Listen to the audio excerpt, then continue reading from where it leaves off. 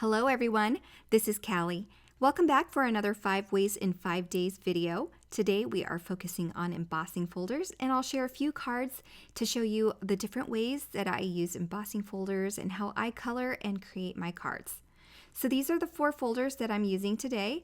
We've got some cute ghosts, some dibble dots for a background, snowflakes, and butterflies. Alright, so let's get started here on our very first card. This first technique that I share is not very much of a technique. I think it's the most straightforward for a lot of people, including myself. It's an ink blended background. I'm using my stamp and stencil mat here to hold down my cardstock, and I'm using Distress Oxide inks today. For this particular Halloween background, I am using some Distress Oxide inks in Fossilized Amber. This is Worn Lipstick, and my last color is going to be Villainous Potion. And as you can see, for a smoother blend, you want lots of overlap. Each color block is blended almost half of the card. It's not that obvious with the purple, but as you can see, I'm blending it up towards into the pink and then using some pink ink as well to blend into that purple to get a smooth transition. The goal with an ink blended background is to always keep it smooth. So even when it looks splotchy, don't give up, because as that ink dries, it'll smooth out. When I'm done ink blending, I'm going to run that through this cute ghost embossing folder, and I just adore those tiny little cute ghosts. And what I'm going to do is I'm going to trim down my panel. I'm going to cut down about 1/8 of an inch off all of the sides to make sure that there are nice crisp edges. And then I'll splatter that with some water for some texture, just to give it a little bit more interest. And I have this adorable little boo ghost here. And to give him some interest, I'm just going to lightly ink blend his sides here with some light gray ink. And then to help his eyes stand out a bit more, I flip him over, add some adhesive around his eyes there, and then I'm going to adhere a little strip of black cardstock. That way when we flip him back over, his eyes are going to be a little bit more stark in contrast. And then I'm going to add some cute little cheeks here with an R30 Copic marker. Now to make our card, I just need to adhere this to that ink blended panel with the embossed little cute ghosts. And we'll finish it off with a large sentiment. This is the Spooky Sentiment from Kathy Zilski. I die cut the shadow with black cardstock and adhered 3 layers of the word spooky to give it lots of dimension. So this card is super simple with the ink blended background and the use of that embossing folder. However, it is the star of the show with the colors that you choose and the background that you decide to emboss with. And that finishes our first card and showcases our very first technique with the embossing folders over a simple ink blended background.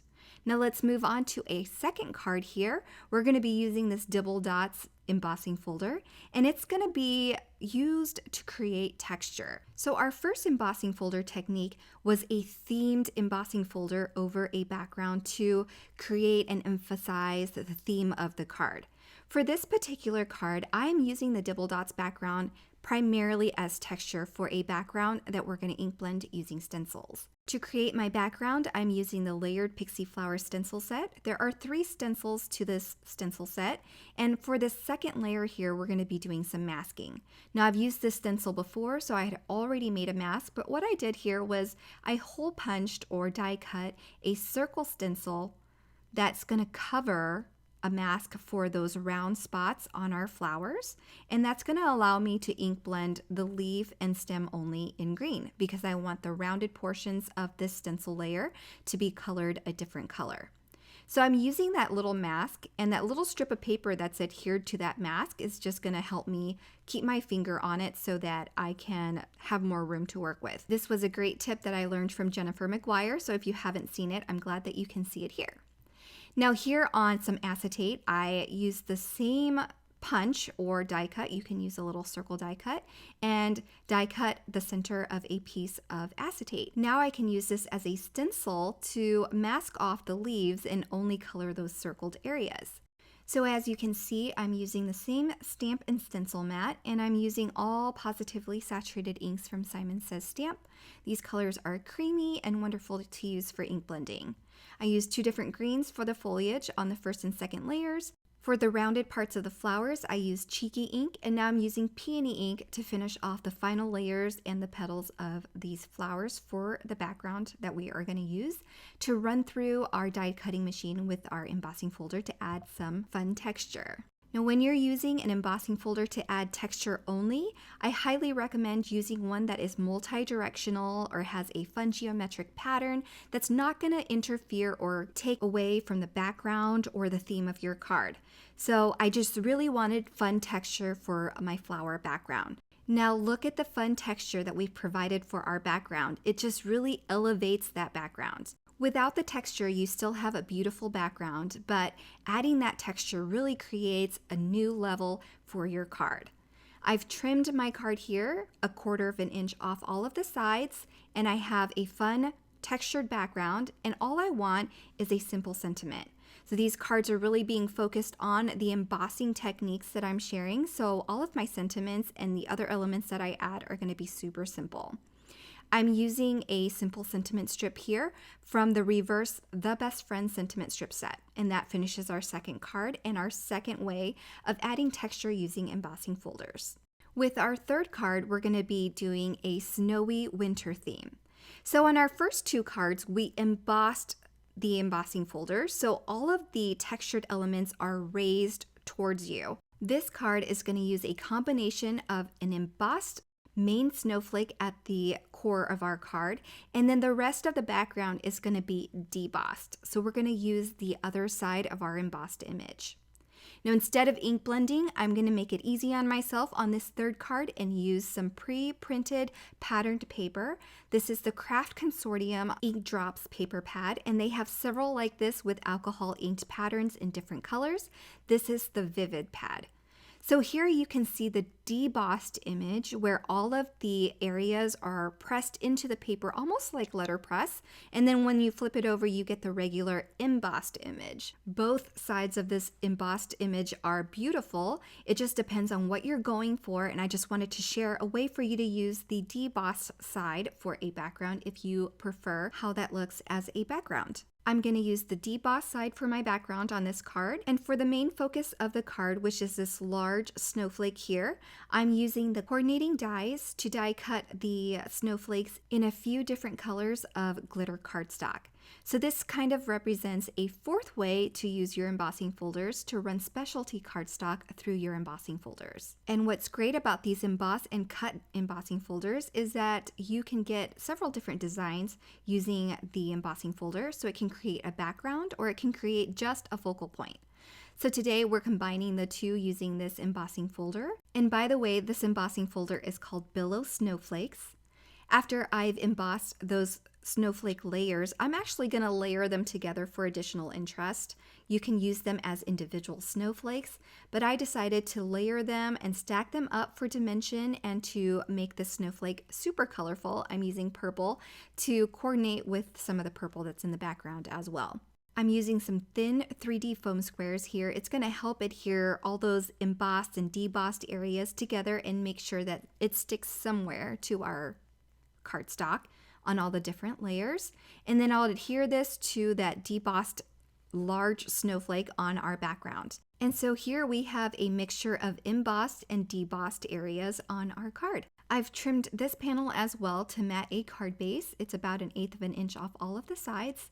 And then because we're using the debossed side as our card front, I'm using some 3D foam squares as well because we have all those raised areas on the back, and I've strategically placed those little 3D squares where there are flat areas, if that makes sense, to adhere to that card base. To finish this card, I'm going to also do a simple large sentiment here. This is the Joyful die from Kathy Zilski too. This time the shadow is die cut using the same purple glitter cardstock as on the main layer of the snowflake there.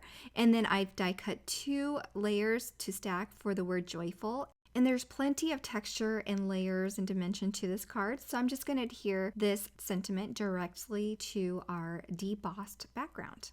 Alright, so to recap, we've shared 2 ways to use embossing folders for this particular card. We've used the debossed side of the embossed folder for the background, and then for the main snowflake, we used the embossed side with some specialty paper. So that finishes our third card. The 5th and final way to use embossing folders is to create your own background using the die cut embossed images. So this technique uses a embossing folder that allows you to die cut individual parts, just like with the snowflake on the last card, but we also use the background as well. On this card, I'm using the die cut butterflies only to create my own card and background.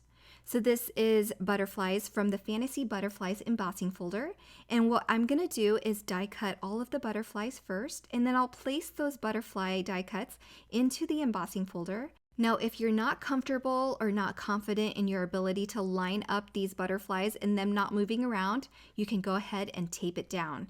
I don't like the adhesive on my die cuts, so I try to line it up as best I can before running it through my die cutting machine.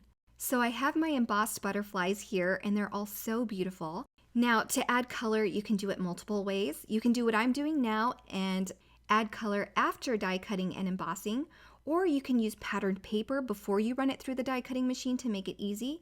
And you can also add color before running it through the die cutting machine as well. I like to do it after because I feel like the embossed areas really attracts that ink and gives those embossed areas more ink coverage and ink pooling, if that makes sense. I think that it really allows you to see the embossed areas and intricacies of each die cut a little bit better if you ink blend after. And as you can see, the butterflies are very delicate because there's not much holding the two wings together and can break apart. I'm not too worried about it because I'm going to be adhering a body to those butterflies later, and it's going to help hold them back together. So I'm working my way here through a rainbow order, and I'm going to stop at blue. I know a lot of people get upset when we skip the purple, but sometimes there's just not enough space for all the colors, and I think that using pink is a happy medium between red and purple. All right, and once I've finished ink blending, I'm going to add some butterfly details to the raised areas of these butterflies. I did this several times on previous cards that I've done using these embossed butterflies, and I'm using the flat side of my brush Copic marker to add some black to the details of each of these butterflies to give it a monarch feel. So I am doing that carefully to all the raised edges at the edges of the butterflies.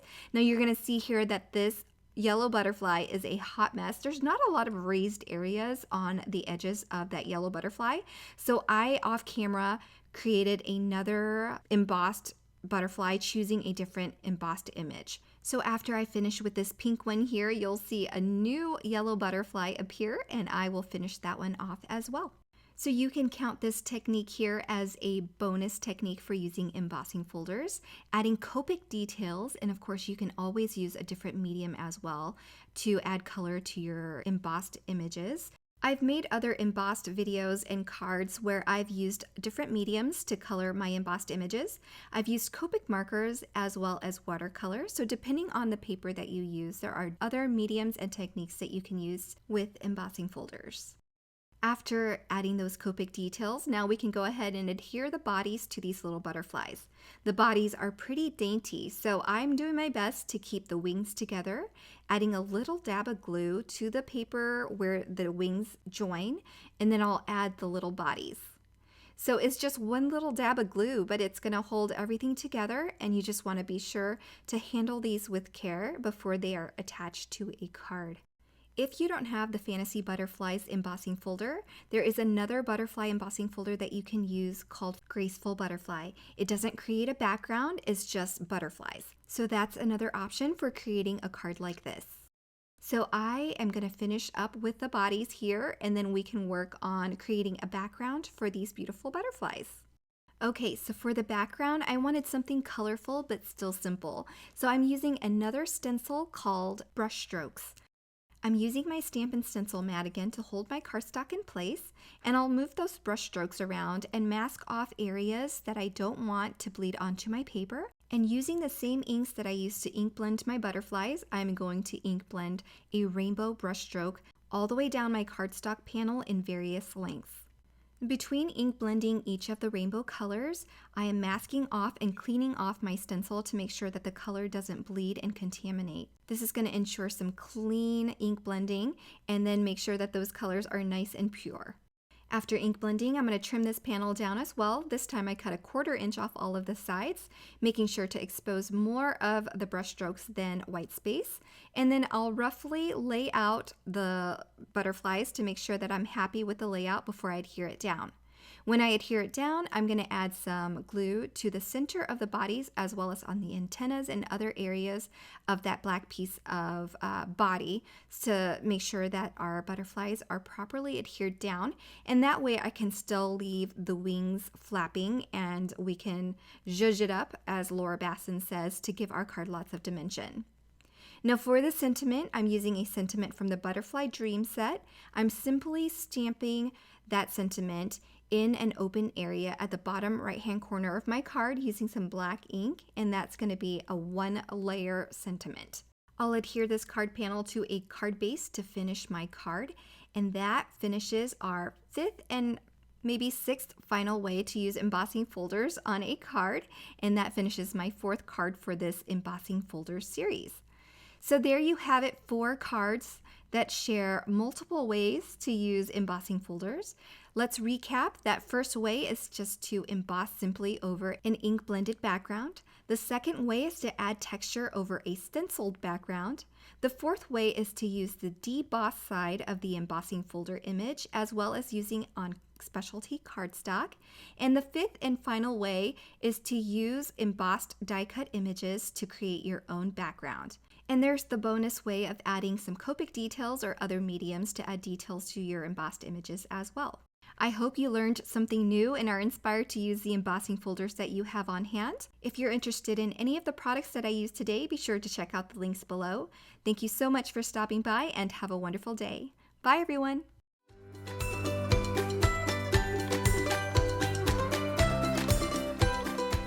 Hi there, I'm Heidi, Simon's mama and founder at simonsaysstamp.com. Thank you so much for watching our video. If you like what you just saw, be sure to press the thumbs up and subscribe to see more great content.